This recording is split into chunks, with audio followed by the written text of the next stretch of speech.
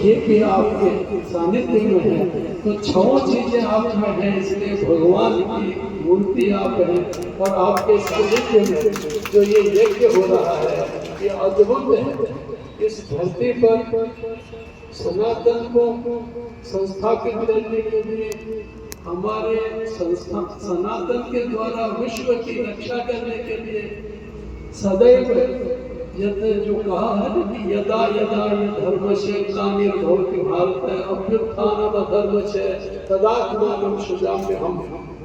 तो ऐसे में भगवान स्वयं ऐसे संतों के रूप में, ऐसे महापुरुषों के रूप में पधारते हैं और वो ही ये ईश्वरीय ऐश्वर्य और सर्वभागात्मक तत्वों को हमारे बीच में प्रतिपादित करते हैं ऐसे महान यज्ञों के माध्यम से। इस धरती पर इस तरह के यज्ञ बहुत ही कम होते हैं। ये मैं तो स्वयं हुआ बीच में अमेरिका में था, तब आचार्य कमलेश सिंह का मुझे आदेश हुआ तो मैं बहुत ही लालायित था इस यज्ञ को देखने के लिए, जो 1 वर्ष तक चल रहा है। ऐसा सोम यज्ञ तो अलग अलग तरह के होते हैं कि 1 दिन का भी होता है, 10 दिन का भी होता है, अयन यज्ञ भी होते हैं, 6-6 महीने के भी होते हैं, संवत्सर यज्ञ भी होते हैं। और ऐसे जो ये यज्ञ है ये संवत्सर यज्ञ जो जैसे सोम यज्ञ और ऐसे विशेष याग की श्रेणी में है। यज्ञ की विशेष परिभाषा तो आचार्य जी और आप सभी विद्वान जानते हैं। और अग्नि सोमात्मक जो ये सृष्टि चल रही है जिसमें विशेष रूप से जो ज्ञान ज्योति और आत्म ज्योति जगाने वाला है कि हम यहाँ पर 6 ज्योति होती हैं। एक सूर्य से ज्योति आती है और इसीलिए शिरोयज्ञ कहलाता है, क्योंकि सूर्य के सिर के ऊपर से कुछ रश्मियां पृथ्वी पर आती हैं और सूर्य ही विष्णु का स्वरूप होते हैं। जो 12 सूर्य के नाम हैं उनमें अंतिम जो विष्णु है वो सूर्य स्वरूप है, तो विष्णु स्वरूप है। तो विष्णु के शिरोभाग से आती है, इसलिए शिरोयज्ञ कहलाता है। और उन रश्मियों के माध्यम से हमें अंधकार से प्रकाश जब आता है तो बहुत कुछ ज्ञान होता है।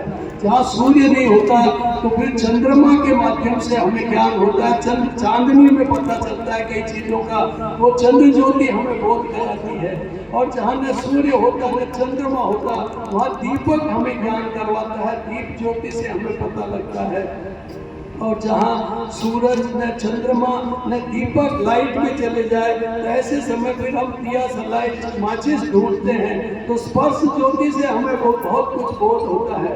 लेकिन कभी यात्रा में बाहर जाए, जंगल में कोई चला जाए, भटक जाए और न वहाँ सूर्य है न चंद्रमा है न दीपक है न कोई नजदीक है, ऐसे समय फिर आवाज लगा कि हम उनको पहचानते हैं कि राम कहाँ है, श्याम कहाँ है, गीता कहाँ है। तो वो शब्द ज्योति से हमें पता लगता है। और इन सब से ऊपर होती है आत्म ज्योति, जैसे साधु संतों के माध्यम से इस प्रकार के यज्ञ करवाने से प्राप्त होती है। और वो स्वयं में आत्म ज्योति की प्रतिमूर्ति है। मैं इनके श्री चरणों में प्रणाम करता हूँ और मुझे ऐसा सौभाग्य दिया, ये अद्भुत है। इतना पुण्य में ये प्राप्त नहीं होता, कोई पता नहीं कब का पुण्य है, मैं तो पुण्यात्मा नहीं समझता। लेकिन ऐसे शुभ अवसर पर जहाँ यज्ञ होता है उस यज्ञ की 1 योजन क्षेत्र से भी अगर कोई गुजरता है वो पुण्यवान बन जाता है। और मुझे तो साक्षात इसी यज्ञ भूमि में मार्गदर्शन कर दिया। मैं आपके श्री चरणों में नमन करता हूँ। और ये लगता है कि इस धरती पर ऐसे महात्मा, ऐसे पुण्यात्मा ईश्वर के प्रतिनिधि होकर इस संसार में जो इस तरह की अराजकता फैल रही है, अशांति फैल रही है, उस अशांति को शांति में बदलने के लिए, आत्म शांति में बदलने के लिए ऐसे यज्ञ बहुत बड़ी भूमिका निभा रहे हैं। मैं आपको नमन करता हूँ। प्रणाम, बहुत बहुत। बोली बालाजी महाराज की।